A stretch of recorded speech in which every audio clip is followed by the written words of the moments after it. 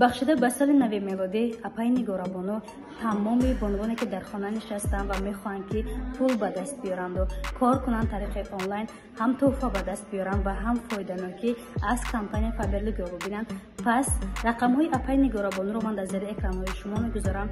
پیش از سال نو بهترین شانسش برای آن نفرانی که میخوان در شرکت فابرلیگ کار کنند. شما میتوانید توفاهای پای در هم را پیش از سال نو صاحب بگردید. هم توفا به دست میارید و هم مبلغ به دست میارید. غیر از این در آن همین بخش به سال نو اپای نگارابانو تمام کمپانی که خودش جمع کرده استوده است رجیستراسیون کردن ابونه شدن رایگان است. پس شما هم فایده به دست میارید و هم توفا به دست میارید و هم مبلغ به دست میارید. پس رقم هایی که در زیر اکران های شما هست زنگ بزنید، نویسید و بهترین فرصت است برای بانوان از دست ندید. مرحمت. زندگی $1 میلیون داشته باشه چیکار میکنه؟ اونایی که خودم در پول احتیاج دارم. اگر در زندگی $1 میلیون داشته باشه چیکار میکنه؟ دلار یکم خوشبخت نمیشه، بدبخت میشه. شما در زندگی زن پولدار رو زیاد دوست می‌دارید یا که زیبا؟ نفری که زیاد دوست می‌داره با شخص دیگر ببینید چیکار میکنید؟ اکای اهل دین اگر $1 میلیون در زندگی من داشته باشم $1 میلیون داشته باشم میرم خیر میکنم. خب همشه اما نمیکنم 500 تومان شما تمام. بس اونایی که خودم در پول احتیاج دارم بالا خیر کردم. راست میگم اصلا. خیر میکنم چطور؟ اگه کارش نکنم خود وقت دست می‌خوام تا کشم. فکر کنید که $1 میلیون چقدر $1 میلیون 500 تومان. $1 میلیون در زندگی داشته باشه چیکار؟ میرم آمریکا. خب فقط آمریکا میره تمام؟ آیا میرم آمریکا. خب در زندگی زنی پولدار رو دوست می‌دارید یا اینکه زنی خوش‌رو؟ هر دوشه. پولدار آخی. یعنی فرمان بزه باشه و پولدار باشه؟ نه خوش‌رو هم باشه. بزه نه مقصد پولداری خوش‌رو باشه. آها پول داشته باشه. گفتم که وقتی تو داشت خب چقدر خچنی به تو خوشی مثلا که گفتم من خوشرو ساستارم. خیلی با دل تگار میکنه و پولدار باشه. شخص دوست داشته رو با دیگر نفر بینی چیکار میکنی؟ هیچکار. نگاه میکنم جای سودگان خرسر میزنم میرم تو خودش پرزوانی بکنه.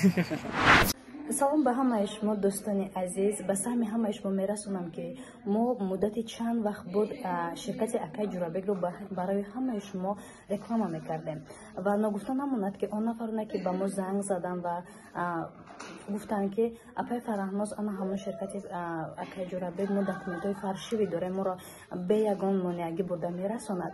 پس من خواستم که انا همین سخن را طریق ویدیو برای شما نشان بدیم که شما میتوانید به یگان مانیگی با شرکت اکای جورابگ باوری کنید و رفت از گرانسه گذارید. چه رفتن اومدید؟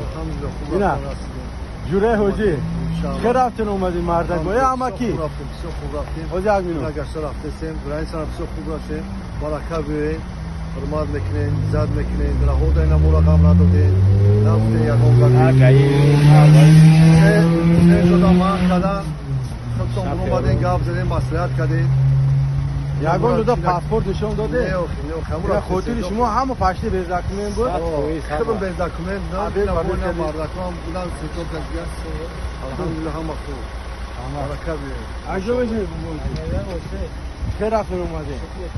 یگان شکایت هسته؟ نمره اجازه دوست دارده مادر دوی حاجی چی دوست نمیدونه؟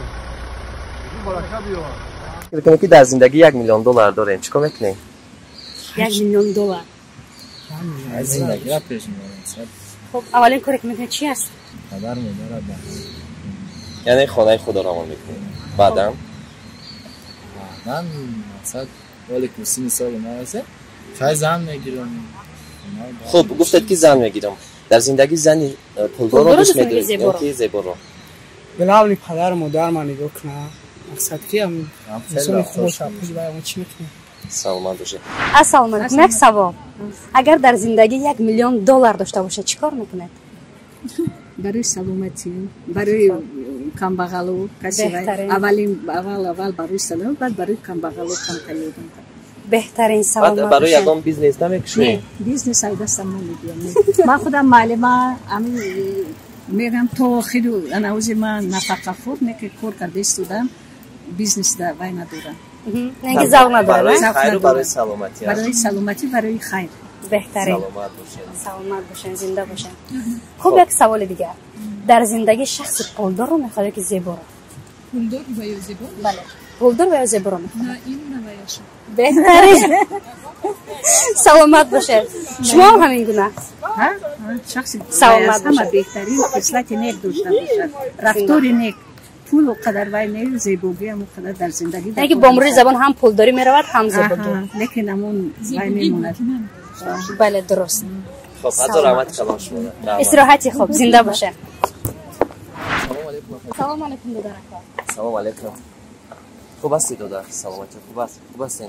هم در زندگی 1 میلیون دلار داشته باشین چیکار میکنین؟ اول خونه ماشین میخرم. بعد خونه و ماشین. زیادی میکنه کو. بعد یکم بیزنس میکنم. آفرین. شما چی؟ منم همین بر. شما هم فکر این برادر. هم فکر برادر. خوب هستی؟ سلامتی خوب است همه نه؟ اینجا بله. امی یک سوال دارم تا امی 1 میلیون دلار داشته باشه چیکار میکنی؟ 1 میلیون دلار ما داشته باشم. بله. 1 میلیون دلار داشته باشم اول 1 کیلو میگیرم خودم 1 کیلو همین گالیبوت حتی 1 کیلو میگیرم. در زندگی زنی پولدار رو دوست می‌دارید یا که زن زیبا رو؟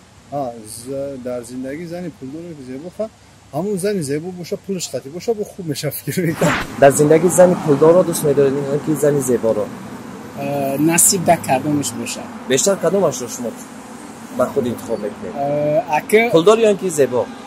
وقتی که اگر پولدار شو از زیبا میشه و خیلی البته چون که خچا نگاه میکنه. در زندگیتون 1 میلیون دلار داشته باشین چیکار میکنید؟